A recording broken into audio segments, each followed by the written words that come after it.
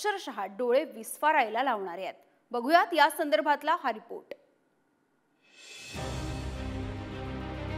आपल्या महाराष्ट्राचा अर्थसंकल्प सुमारे 5.5 लाख कोटींचा आहे।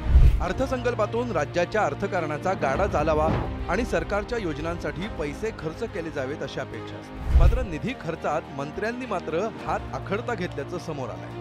2023-24 या आर्थिक वर्षासाठी महाराष्ट्राचा अर्थसंकल्प 7,26,000 कोटींचा आहे। अर्थसंकल्पातील 35% निधी खर्चच झालेला नाही। दरवर्षी हा मार्च मध्ये हा प्रश्न येतो। 1995 पासून आजपर्यंत बघतोय की साधारणतः हा निधी म्हणजे 365 दिवसापैकी सर्वात जास्त निधी वितरित होणारा दिवस कोणता असतो? 31 मार्च। त्या दिवशी तो निधी वितरित होतो आणि म्हणून चिंता करू नका। तुम्हाला जो 22,000 कोटी खर्च दिसत नाही, मी तुम्हाला विश्वासाने सांगतो 1ही रुपया शिल्लक राहत नाही। हा पूर्णच्या पूर्ण खर्च हा साधारणतः 31 मार्चच्या अगोदर होतो। विशेष म्हणजे ग्रामीण भागाशी संबंधित असलेले जलसंपदा, मृदा जलसंधारण, सार्वजनिक आरोग्य आणि पाणीपुरवठा विभागानं विविध योजनांसाठी हात आखडता घेतला। विशेष म्हणजे निधी खर्चात मंत्र्यांनी फारसं स्वारस्य दाखवलं नसल्याचं समोर आलंय। पाणी पुरवठा खातं, पाणी पुरवठ्याचा 43% निधी खर्चच झाला नाही। पर्यटन खात्याचा 50% निधी अद्याप खर्च नाही। उद्योग खात्याचा 72% निधी अद्याप खर्चाविना आहे। जनतेचा हा पैसा आहे, जनतेच्या खिशातून आलेला हा पैसा आहे आणि आज त्या ठिकाणी उद्योग खात्याचा जवळपास 72% निधी हा खर्चिक आहे। त्याचबरोबर पर्यटन खात्याचा 50% निधी खर्चिक आहे। एकीकडे महाराष्ट्र दुष्काळामध्ये होरपळतोय आणि दुसऱ्या बाजूला पाणी पुरवठा विभागाचा जवळपास 43% निधी हा तसाच पडून आहे। हे सगळं जर पाहिलं तर असं लक्षात येतं की राज्य शासन जनतेच्या प्रश्नांबाबत, जनतेच्या विकासाबाबत काहीही त्या ठिकाणी गंभीर नाही। हे जर अशाच पद्धतीने चालत असेल तर मग या जनतेच्या अखर्चिक पैशाची, या निधीची गॅरंटी कोण घेणार आहे?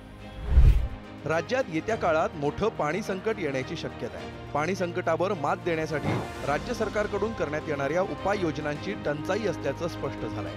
सद्यस्थितीला धरणांमध्ये 42.65% पाणीसाठा असून पाणी संकट घोंगावत आहे। त्यामुळे पाणी संकट उंबरठ्यावर असताना हा निधी सरकारच्या तिजोरीत पडून राहणार आहे। दुष्काळ संकट नैसर्गिक असलं तरी मंत्र्यांनी गांभीर्यानं न घेतल्यामुळे येत्या काळात जनतेला याची दाहकता अधिक जाणवण्याची शक्यता आहे।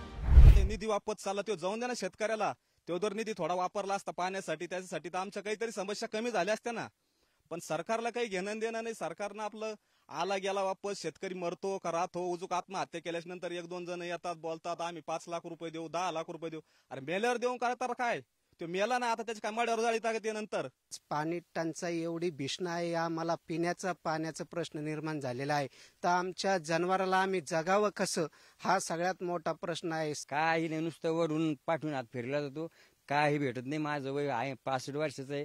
आतापर्यंत कोणत्या सरकारने भरघोस मदत केलेली नाही, काही कोणाकडे मागून जमत नाही।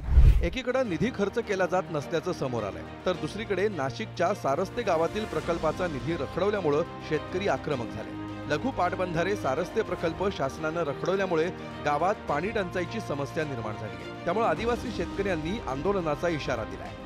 अजूनही आम्हाला मंजुरी मिळत नाही। आज 11 वर्षे झाले, 2014 पासून 11 वर्षे झाले। 11 वर्षात काय शासनाला निधी नाही मिळाला का आम्हाला लघु पाटबंधाऱ्याला?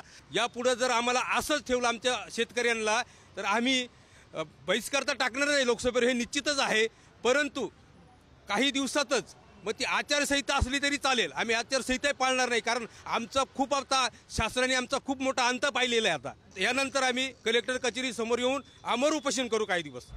राज्यात निधी वाटपाचं राजकारण सतत चर्चेत असतं। सत्ताधाऱ्यांवर कोट्यवधींच्या निधींचा वर्षाव केला जातो, तर विरोधकांकडून निधी मिळत नसल्याचा आरोप होतो। मात्र दुसरीकडे ज्या अर्थसंकल्पातून हजारो कोटींचा निधी संबंधित खात्याला दिला जातो, तो निधी संबंधित मंत्री त्यांच्या खात्यानं खर्च न करणं यासारखं दुर्दैव ते काय? ओंकार वाबळेसह ब्युरो रिपोर्ट, पुढारी। या सगळ्या महत्त्वाच्या स्पेशल रिपोर्टच्या नंतर पुढारी प्राईम मध्ये वेळ झाली इथेच थांबण्याची। पाहत रहा पुढारी न्यूज।